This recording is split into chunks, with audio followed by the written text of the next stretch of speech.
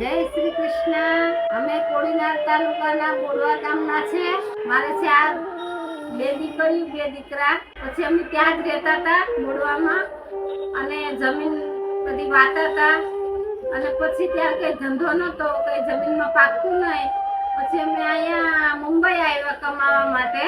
પછી મારા સસરા મરી ગયા અને અમે પાછા ત્યાં ગયા તો જમીન તો કોણ સંભાળે? સસરા તો મરી ગયા, પછી કોણ સંભાળે? તો મારા જેઠનો છોકરો ગોરધન પીઠા કે કાકા તમે કમાવા માટે મુંબઈ જાઓ, આ જમીન હું સાચવીશ અને જે થશે એ વર્ષે હું આપીશ, થાય એમાં હું આપીશ.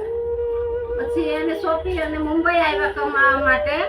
તમને 3 વર્ષ અનાજ આપ્યું, દર વર્ષે એક ગુણ આપ્યું ને પછી 3 વર્ષ પછી બધું બંધ કરી દીધું.